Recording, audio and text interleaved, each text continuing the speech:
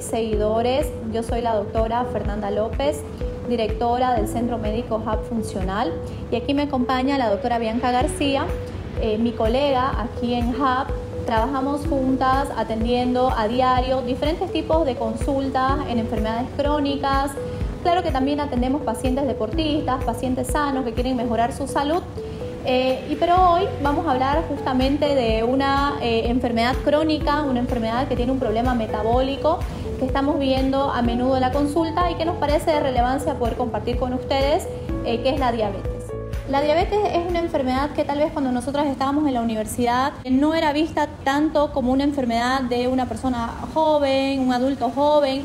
Sin embargo, ahora lo estamos viendo desde muy tempranas edades. ¿Tú qué nos podrías comentar un poco sobre esta enfermedad, doctora? Primeramente partiendo sobre el concepto, ¿no?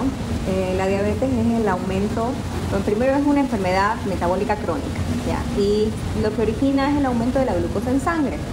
Ahora, esta tiene diferentes tipos, como tenemos la diabetes tipo 1 o juvenil, que se va a dar por una destrucción de las células que producen insulina. Entonces, los pacientes van a necesitar insulina durante toda su vida, son dependientes de insulina.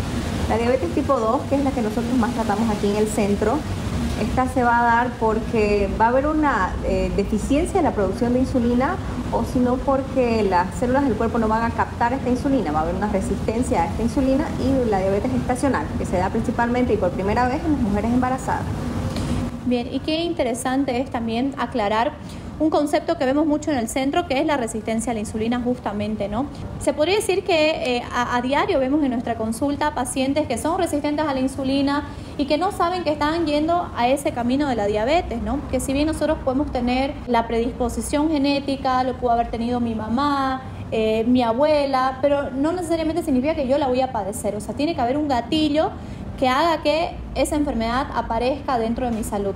Entonces, la resistencia a la insulina como un primer paso antes de ver a la diabetes, es por eso que, bueno, nosotras coincidimos mucho no solo en la solicitud de los laboratorios, sino en las terapias, pero dentro de la solicitud de laboratorios nosotras usamos mucho lo que es la glucosa en sangre, la hemoglobina glicosilada, la insulina en ayunas, que es muy importante, porque muchas veces podemos tener pacientes que tienen un azúcar normal, pero con un páncreas trabajando a 150, a 200%, que claro, va a llegar un momento en que ese páncreas se va a cansar de trabajar, no va a producir eficientemente la insulina y el azúcar se va a elevar, que es lo que, bueno, ya tú lo explicaste como la diabetes, ¿no?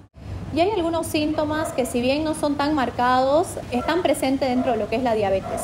¿Tú nos podrías comentar un poco, doctora, sobre estos síntomas?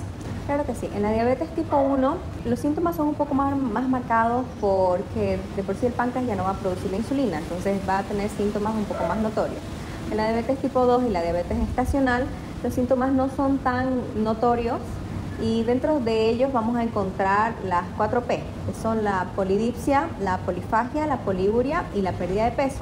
Va a haber aumento del apetito, aumento del consumo de líquidos, va a haber mayor sed y va a haber pérdida de peso. Otros de los síntomas son visión borrosa, las heridas demoran en cicatrizar, va a haber irritabilidad, dentro de los más comunes.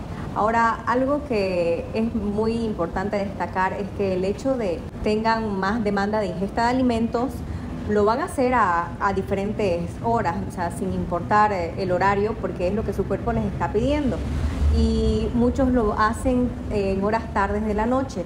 Esto ocasiona que haya una alteración en el sueño, porque cuando el paciente va a ingerir alimentos va a haber un aumento de la insulina y por ende no va a haber producción de melatonina, lo cual va a llevar a que haya mayores periodos en los que el paciente esté despierto y no pueda descansar como debería. No, y es tan interesante lo que mencionas, porque entra el paciente en ese ciclo vicioso, ¿no? Como tarde, no duermo bien, aumento mi resistencia a la insulina por no dormir bien, tengo más hambre, entonces realmente entra en ese ciclo vicioso, ¿no? Y algo que yo también he notado, por ejemplo, en los pacientes es un cansancio, ¿no? Una fatiga. Nosotros que hacemos la impedanciometría vemos que hay una pérdida de músculo también, ¿no? Por parte de estos pacientes, que ya sea que tengan una resistencia a la insulina o una diabetes. Entonces, todo este conjunto de síntomas, de signos, son los que nosotras evaluamos para nuestros pacientes que están ya sea con una resistencia a la insulina o ya encaminándose a una diabetes. Doctora, vos, por ejemplo, cuando atiendes a algún paciente, ¿cuáles son las estrategias terapéuticas que te gusta más utilizar? Primero, la mayoría de los pacientes viene con resistencia a la insulina. Desde pacientes jóvenes hasta pacientes adultos recibimos con su laboratorio que ya tienen una marcada resistencia a la insulina. Muchos lo han ignorado durante toda su vida porque en los laboratorios que les piden normalmente solamente piden glucosa y se basan en la glucosa en sangre. Pero como ya mencionó la doctora, esa glucosa se mantiene en valores normales porque es el páncreas que está trabajando en demasía para mantener esos valores normales. Ahora, la estrategia terapéutica que realizo con los pacientes es principalmente ayudar a revertir esos niveles de insulina, comenzando con los hábitos alimenticios. Tenemos también la realización de actividad física, principalmente el cardio en ayunas, el ayuno intermitente. Ahora también tenemos sueros que nos ayudan a mejorar la resistencia a la insulina y también la diabetes en sí, como el ácido alfa-lipoico. Tenemos sueros de resistencia a la insulina que contienen un componente que es el picolinato de cromo, que nos va a ayudar bastante también a regular, a mejorar, a optimizar la hormona de la insulina.